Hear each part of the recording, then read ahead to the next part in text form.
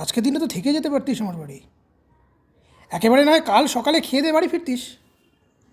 না রে সুদীপ, তুই তো জানিস আমার আবার নিজের বাড়ি না হলে ঘুম আসে না। তাছাড়া মাকে বলেছি আমি রাতে ফিরবো, আমি না গেলে আবার ওরা টেনশন করবে, তাই আমাকে বাড়িটা ফিরতেই হবে রে। তুমি বরং এবার একটা বিয়ে করে নাও, তাহলে দেখবে তোমার মা বাবাকে দেখার লোক থাকবে, তারাও একটা সঙ্গী পাবে, তোমাকেও আর তাদের জন্য এত চিন্তা করতে হবে না। ঠিক বলেছ প্রিয়া, ওকে কতবার বলেছি বিয়েটা করতে, কিছুতেই শোনে না। বাবুর নাকি কাউকেই পছন্দ হয় না, তাই ঠিক করেছে আর কোনোদিন নাকি বিয়েই করবে না এই জীবনে। এ মা, সে কি কথা? সারা জীবন বিয়ে না করে থাকবে কি করে? না না, সেরকম ব্যাপার নয়। আসলে বিয়েটা তো আর যাকে তাকে করা যায় না, তার জন্য মনের মতো একটা মানুষ চাই। এখনো পাওনি বুঝি? না গো, পেলে তো বিয়েটা সেরেই ফেলতাম। তুমি বরং ওর জন্য একটা ভালো দেখে মেয়ে দেখো তো।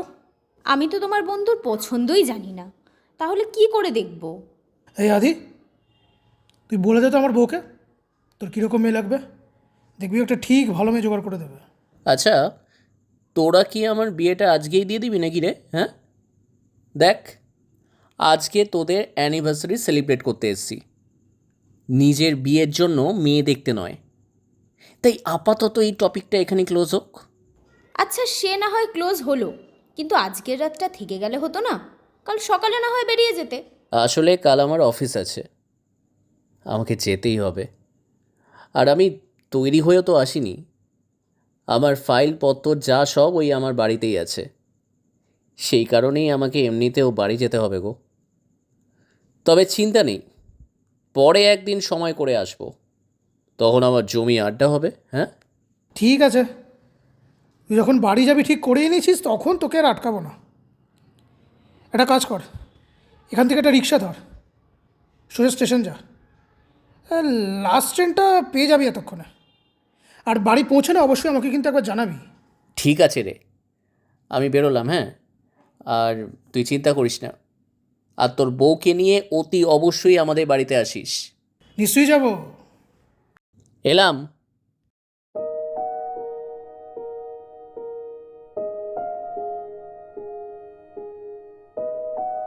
নমস্কার বন্ধুরা, এতক্ষণ যাদের কথোপকথন শুনছিলেন তারা হলো আমার বন্ধু সুদীপ সেন আর তার বউ প্রিয়া সেন।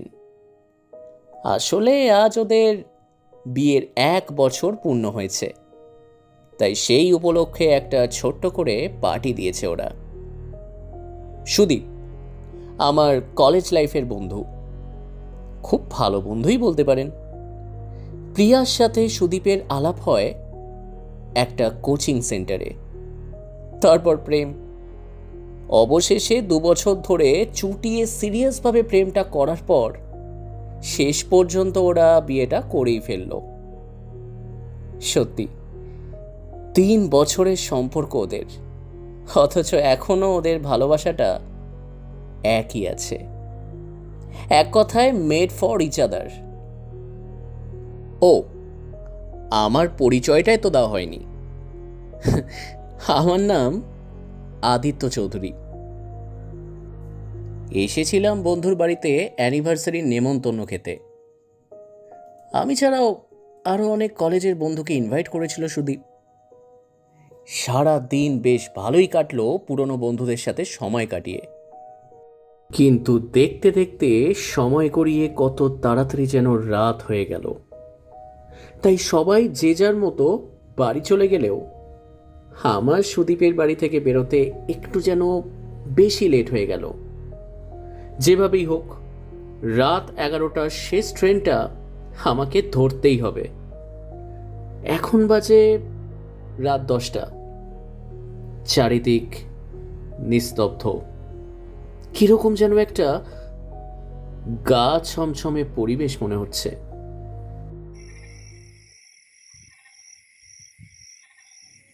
এই রিক্সা যাবে? হ্যাঁ বাবু, কোথায় যাবেন? স্টেশন। ঠিক আছে, উঠুন। কত নেবে? আগে বসুন না। আগে বলো কত নেবে। রিক্সাওয়ালা জানালো 30 টাকা। এটা শুনে আদিত্য বলল, সে কি এত? 20 টাকা নাও। না বাবু, রাত হয়ে গেছে, আমি 30 টাকার কমে নিতে পারবো না। আচ্ছা ঠিক আছে, চলো।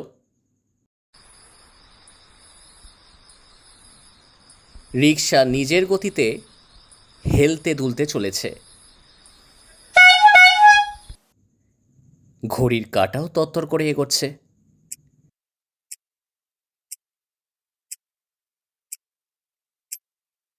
যেভাবেই হোক রাত 11টার ট্রেনটা ধরতেই হবে। অবশেষে রিক্সা স্টেশনে থামল। ঘড়িতে বাজে 10টা 45। আর কিছুক্ষণের মধ্যে ট্রেন আসবে। রিক্সাওয়ালার ভাড়াটা মিটিয়ে দিয়ে তাকে ছেড়ে দিলাম। এরপর চারিদিকে তাকিয়ে দেখলাম স্টেশন চত্বর পুরো ফাঁকা।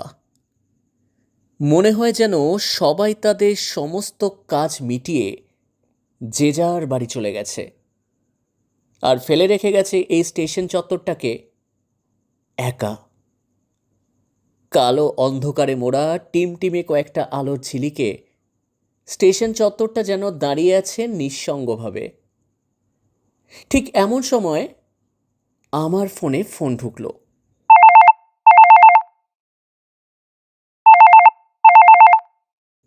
হ্যালো মা, বলো। কিরে, কোথায় এখন? এই তো মা, ট্রেন ধরবো। সাবধানে ফিরিস, বেশি লেট করিস না, বাবা কিন্তু চিন্তা করছে।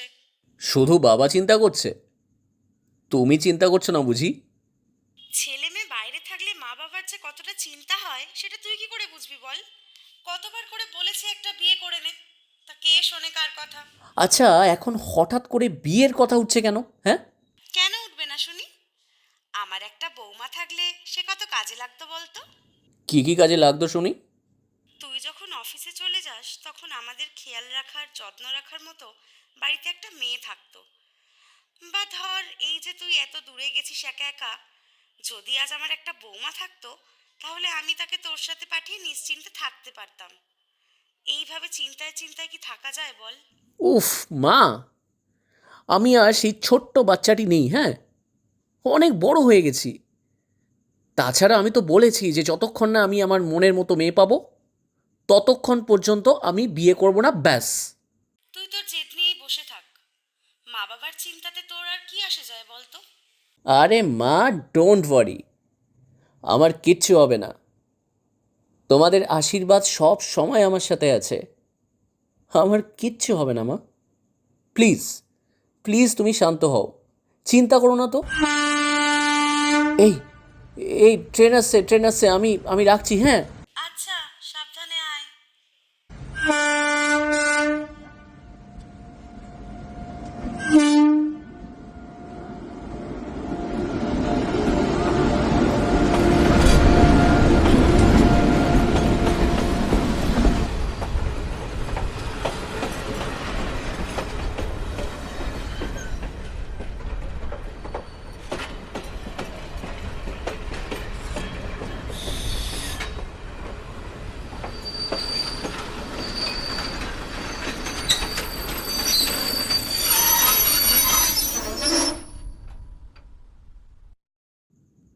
ট্রেনটা এসে থামলো। আমি উঠে পড়লাম ট্রেনে। কিন্তু এ কি, স্টেশনের মতো ট্রেনটাও যে একেবারে ফাঁকা। চারিদিকে কাউকেই তো দেখতে পাচ্ছি না। ট্রেনটা এখনো দাঁড়িয়ে আছে। কি ব্যাপার? ট্রেন তো এতক্ষণ দাঁড়ায় না। কার অপেক্ষা করছে এই ট্রেন? ভাবনাটা ভাবনাতেই রয়ে গেল। দূর থেকে দেখলাম দুজন মানুষ দৌড়ে দৌড়ে আসছে ট্রেনের দিকে। দেখে মনে হয় যেন এই ট্রেনেই তারা উঠবে। আলো ছায়ায় মিশে থাকা আধো অন্ধকারময় পরিবেশে তাদের মুখটা ঠিক ঠাহর করে উঠতে পারছি না। তবে চেহারার ধরন দেখে বুঝতে পারছিলাম একটু একটু। একটা মেয়ে, আরেকজন ছেলে। আর অপেক্ষা করতে হলো না, ওরা দুজনেই ট্রেনে উঠল। অসাধারণ, অপূর্ব, চমৎকার, অতীব সুন্দর। কি ভাবছেন আপনারা? হ্যাঁ, আমি এই অহেতুক বিশেষণগুলো কেন ব্যবহার করছি? আর করছি তো করছি, কার জন্যই বা করছি ব্যবহারটা? কি, তাই তো? আসলে আমার সামনে এখন যেই মেয়েটি বসে তার এলো কেশি চুলটা অত্যন্ত নমনীয়তার সাথে হাত দিয়ে গাল থেকে সরাচ্ছে, সেই অচেনা অজানা নাম না জানা মেয়েটিকে দেখে আমি প্রেমে পড়ে গেছি। আর প্রেমে পড়ার মতোই তার সৌন্দর্য। যেমন টানা টানা চোখের চাহনি, ঠিক তেমনই সুন্দর লাল গোলাপি ঠোঁটের মধ্যে থেকে বেরিয়ে আসা দারুণ মিষ্টি হাসি।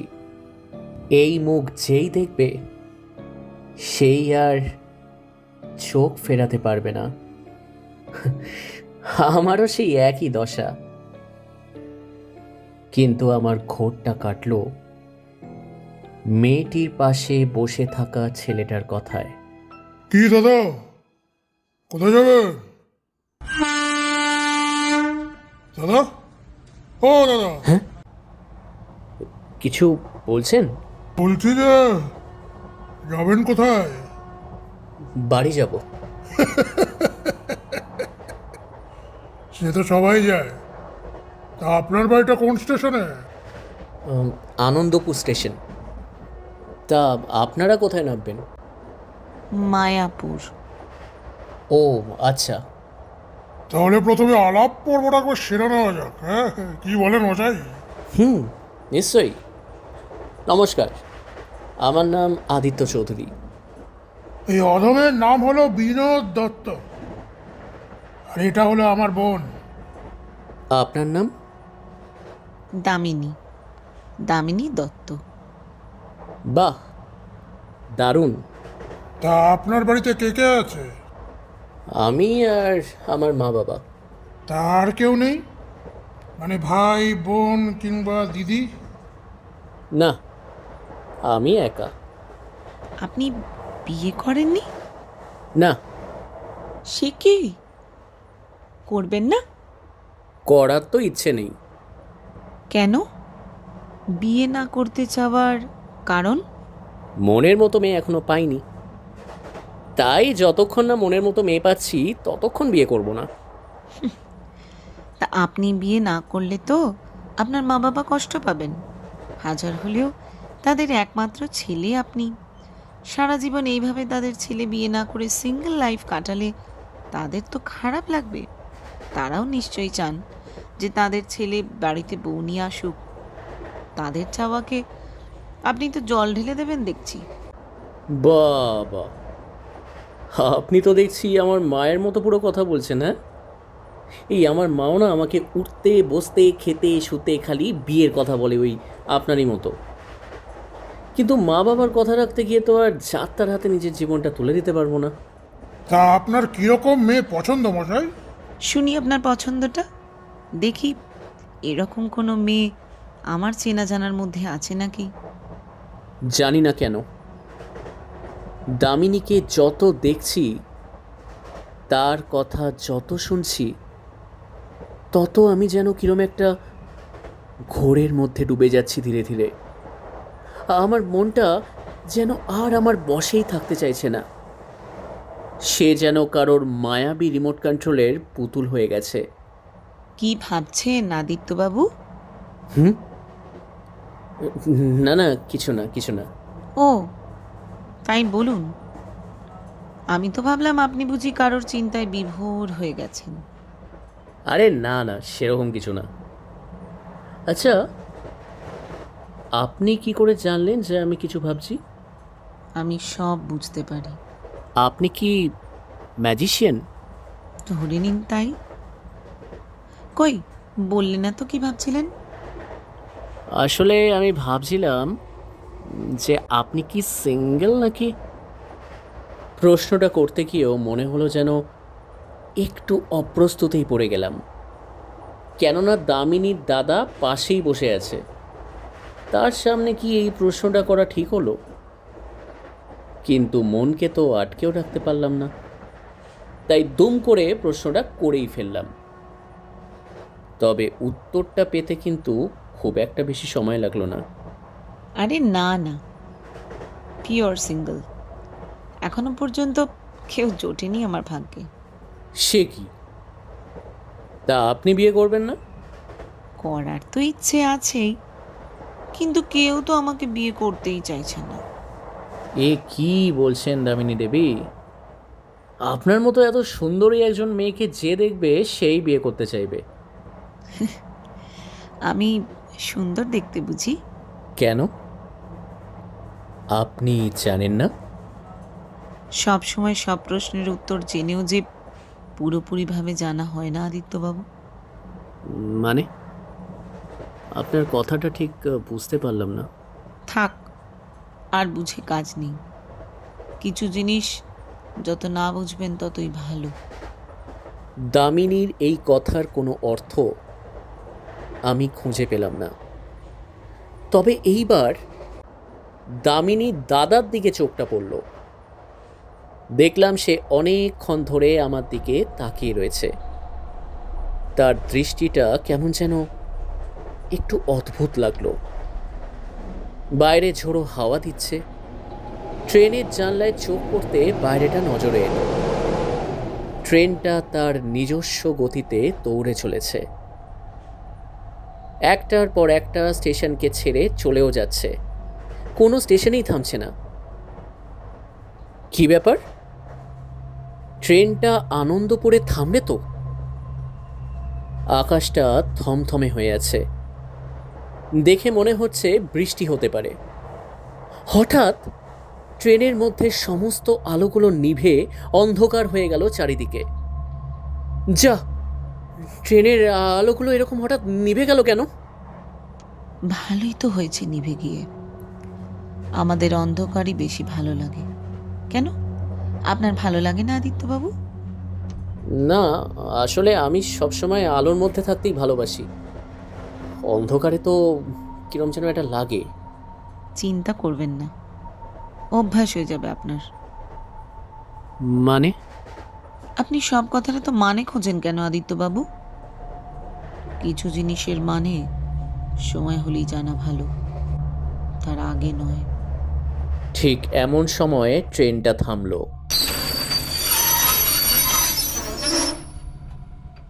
দামিনী তার হাতটা আমার হাতের উপর রাখলো। আমার সারা শরীরে কেমন যেন একটা শিহরণ খেলে গেছে। মনে হলো আমি যেন ধীরে ধীরে ডুবে যাচ্ছি এক অদ্ভুত মায়াবী চোখের নেশায়। সেই নেশা থেকে বেরিয়ে আসতে একেবারেই মন চাইছে না।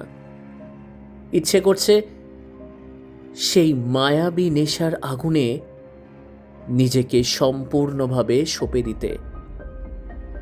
হে আমার, কি যে হচ্ছে আমি কিছুই বুঝে উঠতে পারছি না। মনে হচ্ছে আমি যেন কোনো খেলার পুতুল। রিমোট কন্ট্রোলটা আছে দামিনীর হাতে। ও যা বলছে তাই যেন শুনছি। মনে হয় ট্রেনটায় কোনো সমস্যা হয়েছে, তাই আর চলছে না, থেমে গেছে। তবে চিন্তা নেই, আমাদের যেখানে আসার আমরা সেখানে এসে গেছি। চলুন, অনেক রাত হয়ে গেছে। তা আজকের রাতটা আমাদের বাড়িতে আমাদের সঙ্গেই না হয় কাটালেন? আপনাদের বাড়িতে? হ্যাঁ আদিত্য, আমাদের বাড়িতে। আপনি হলেন আমাদের এখানকার এখন অতিথি। চলুন আমাদের সাথে, দেখবেন আপনার আর কোথাও যেতে ইচ্ছে করবে না। সারা জীবনের মতন এখানে আমাদের সাথেই থেকে যেতে ইচ্ছে করবে। এই বলে দামিনী আমার হাতটা ধরে আমাকে ট্রেন থেকে নামালো। আমার পিছন পিছন নামলো বিনোদ। স্টেশনের দিকে চোখ পড়তেই দেখলাম স্টেশনের নাম মায়াপুর। এর আগে এখানে কখনো আসিনি, এই প্রথম। তবে জানি না কেন আমার এই মায়াপুরের মাটিতে পা দিয়ে দারুণ লাগছে। মনে হচ্ছে যেন সত্যি এখানে থেকে যায় গোটা জীবন। এরপর আমরা তিনজনে হাঁটতে থাকলাম। আমার হাত ধরে আছে দামিনী, যেন মনে হচ্ছে ও আমার প্রেমিকা। দারুণ লাগছে, এতটা দারুণ এর আগে কখনো কোনো দিন লাগেনি। আমাদের দুজনের পিছনে আসছে বিনোদ। বেশ কিছুটা হাঁটার পর দামিনী থামলো। থামলে কেন? আমাদের বাড়ি এসে গেছে। সামনে চোখ পড়তে দেখলাম একটা বাড়ি। কি আশ্চর্য, আমার চোখেই পড়েনি। আসলে এখন তো আমার দু চোখ জুড়ে শুধু একজনই আছে, তাই অন্য কিচ্ছু আমার চোখেই পড়ছে না। আকাশে বিদ্যুৎ চমকাচ্ছে, তার সাথে একটু একটু বাজও পড়ছে।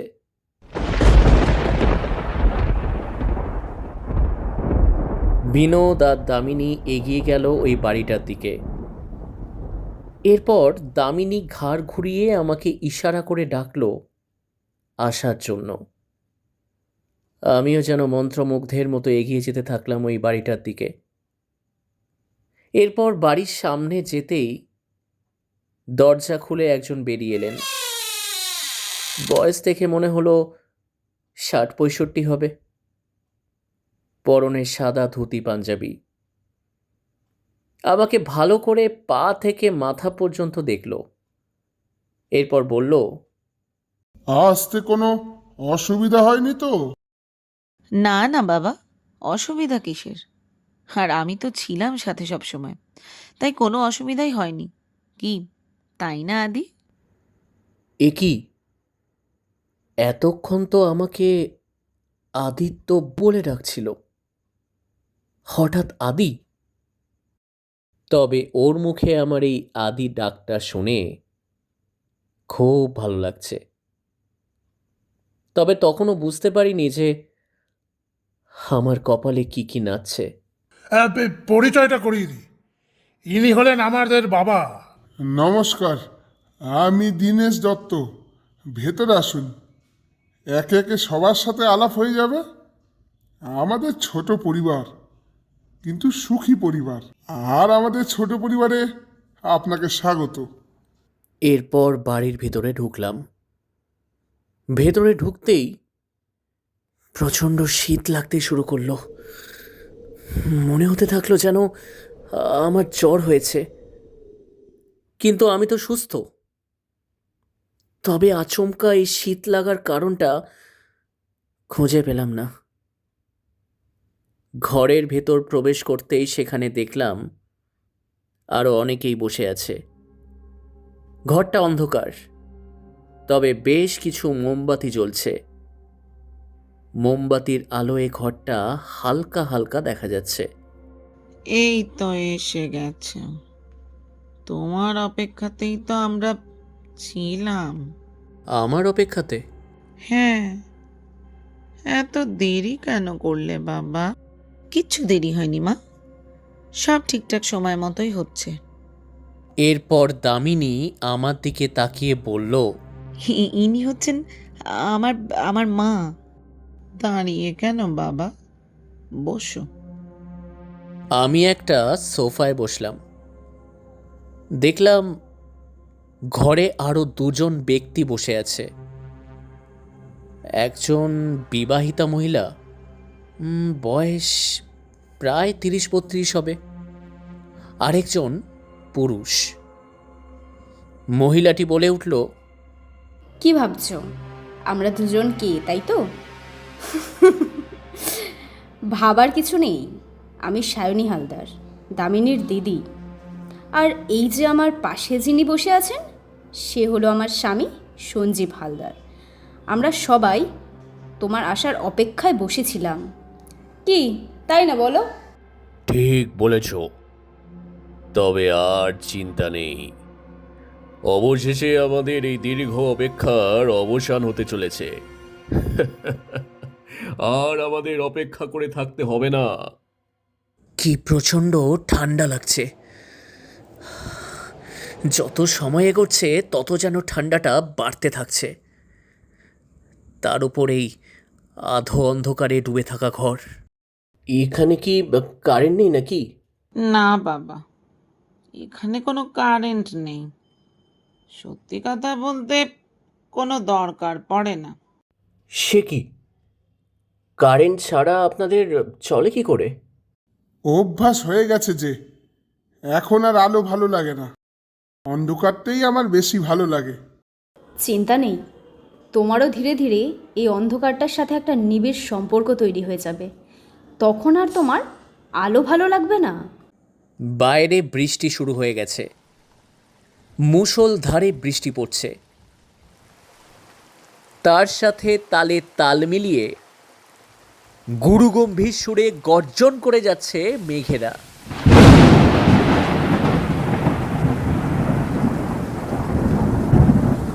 দামিনী আমার পাশে এলো, আমার দিকে চেয়ে থেকে বলল, কি কেমন লাগছে সবাইকে?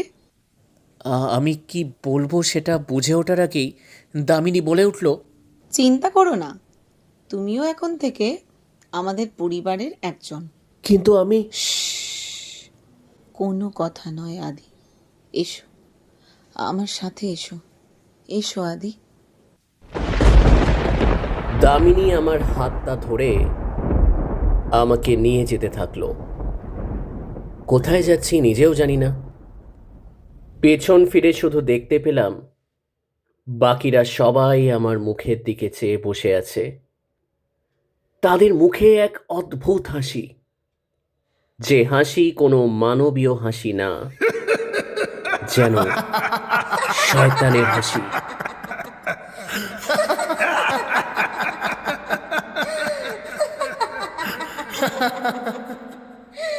দামিনী আমাকে একটা ঘরে নিয়ে আসার পর ঘরের দরজাটা বন্ধ করে দিল। এখন এই ঘরে শুধু আমি আর দামিনী, আর কেউ নেই। আমি বুঝে উঠতে পারছি না যে কি করব, কি করা উচিত আমার। এখান থেকে পালিয়ে যাওয়া উচিত নাকি নাকি এই সুন্দর সুযোগের সৎ ব্যবহার করা উচিত। আমার আমার মাথা কাজ করছে না। কিন্তু দামিনী আমার মনের কথা বুঝতে পেরে আমার কাছে এলো, অনেকটা কাছে। এরপর আমার জামার বোতামগুলো একটা একটা করে খুলতে শুরু করলো। এক অদ্ভুত মায়াবী আনন্দে আমার সারা শরীর তোলপাড় হতে শুরু করলো। এই প্রথমবার কোনো নারী শরীরের সংস্পর্শে আমি এলাম এত কাছে। দামিনী এরপর আমাকে আস্তে আস্তে বিছানায় শুয়ে দিল। আমিও কোনো বাধা দিলাম না। কেমন যেন মন্ত্রমুগ্ধের মতো ওর আদেশ পালন করতে ইচ্ছে করছে। এই অন্ধকার ঝোড়ো আবহাওয়ার রাত যেন ক্রমে আমাদের ফুলশয্যার রাত হয়ে উঠছে। হে কি আমি স্বপ্ন দেখছি নাকি সত্যি? আমার সামনে দামিনী এখন দাঁড়িয়ে আছে। তার দুই চোখের কামুক দৃষ্টি এখন আমার দিকে। সে একটু একটু করে আমার দিকে এগিয়ে আসছে, আর আমিও তাকে কাছে পাওয়ার অপেক্ষায় পাগল হয়ে যাচ্ছি। হার পাচ্ছি না, ইচ্ছে করছে ওকে জড়িয়ে ধরে আমার আদরে ওকে ভরিয়ে দিই, ওর সারা শরীরে ছুঁয়ে দিয়ে আমার ঠোঁটের ছোঁয়া। দামিনী আমাকে আদর করতে থাকে। আহ, কি অপরূপ আনন্দ, আমি বলে বোঝাতে পারবো না। মনে হচ্ছে আমি যেন ডুবে যাচ্ছি এক অদ্ভুত মায়াবী দুনিয়ায়। দামিনী এরপর তার মুখটা আস্তে আস্তে আমার গলার কাছে নিয়ে আসছে, আর ঠিক সেই সময়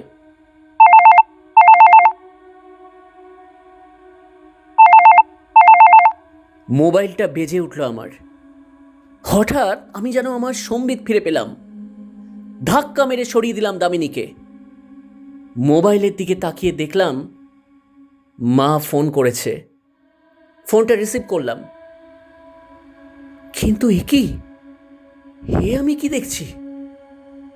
দামিনীর সেই সুন্দর, মনোরম, আকর্ষণীয়, সুশ্রী মুখটা যেন একটু একটু করে কেমন একটা হিংস্র, জঘন্য, ভয়ঙ্কর এক পিশাচিনীর মুখে পরিণত হচ্ছে। হ্যালো হ্যালো বাবু, তুই কোথায়? মা, কি দামিনীর গলা চেঞ্জ হয়ে গেল কি করে? কি ভয়ঙ্কর সেই গলা! কি হলো, কথা কানে যাচ্ছে না? ফোনটা রাখ। কে কে কে তুমি? আমি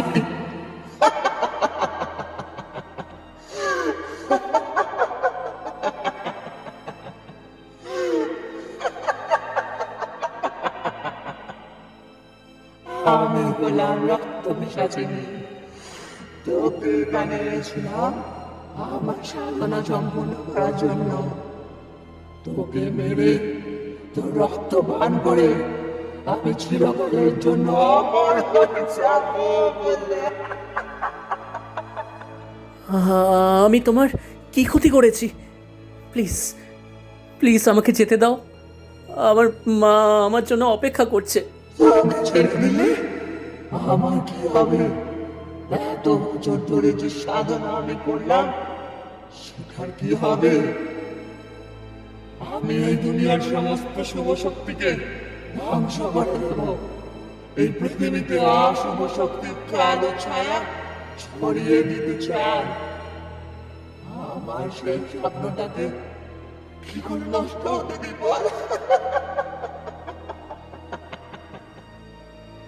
এতক্ষণ ধরে আমার মা ফোনে সব কথা শুনছিল, কিন্তু কিছুই বুঝে উঠতে পারছিল না যে কি হচ্ছে।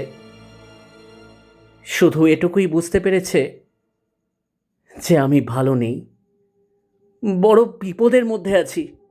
হ্যালো বাবু, শুনতে পাচ্ছিস আমার কথা? হ্যালো। হ্যাঁ মা, শুনতে পাচ্ছি। কি হয়েছে রে তোর? তুই নিশ্চয়ই কোনো বিপদে পড়েছিস, তাই না? হ্যাঁ মা, বিরাট বড় বিপদে পড়েছি। তবে চিন্তা করো না মা, তোমাদের আশীর্বাদ আমার সাথে আছে, তাই কোনো বিপদই আমার কিচ্ছু করতে পারবে না, কিচ্ছু না।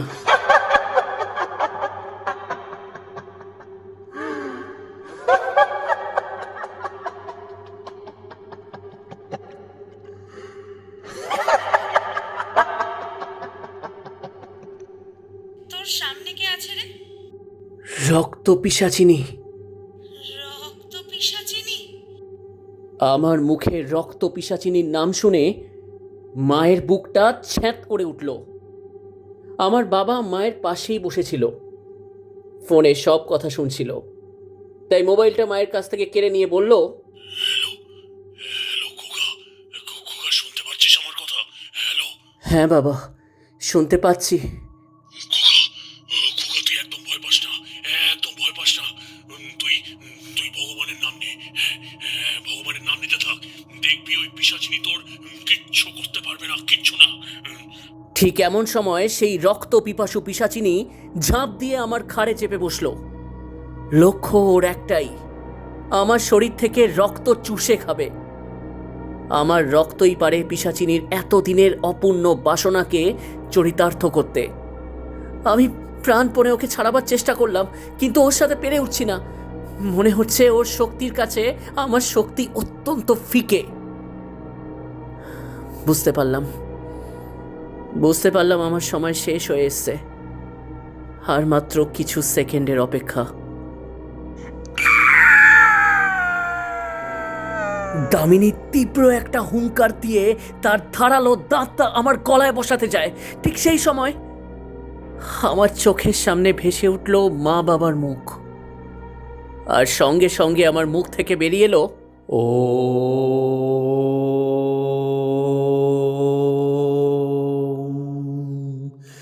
নমঃ শিবায়। ও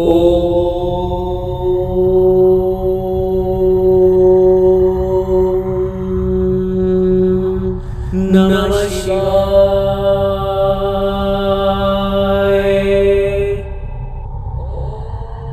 দামিনী আমার মুখে এই শিবের মন্ত্র শুনে আমাকে ছেড়ে 10 হাত দূরে পিছিয়ে গেল। তার চোখে মুখে ভয়ের ছাপ স্পষ্ট। আর এখন শুধু দামিনী একা নয়, একে একে দামিনীর পরিবারের সবাই সেই আধো অন্ধকারচ্ছন্ন ঘরে উপস্থিত।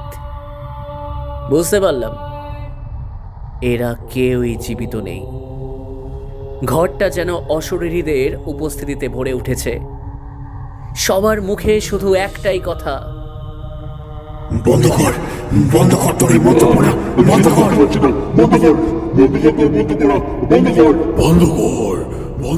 তোর মন্ত্র পড়া, নাহলে খুব খারাপ হয়ে যাবে, সব শেষ করে দেবো। বন্ধ কর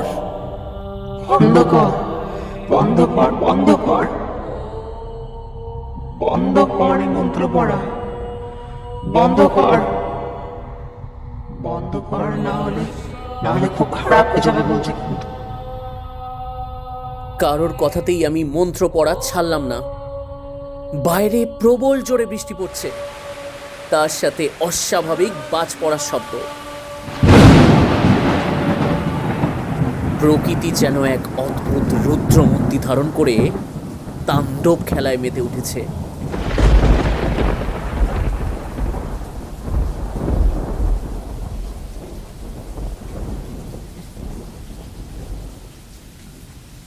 হঠাৎ দেখতে পেলাম আমি ছাড়া ঘরের সবাই দাউ দাউ করে জ্বলছে। প্রত্যেকের মুখে আর্তচিৎকার।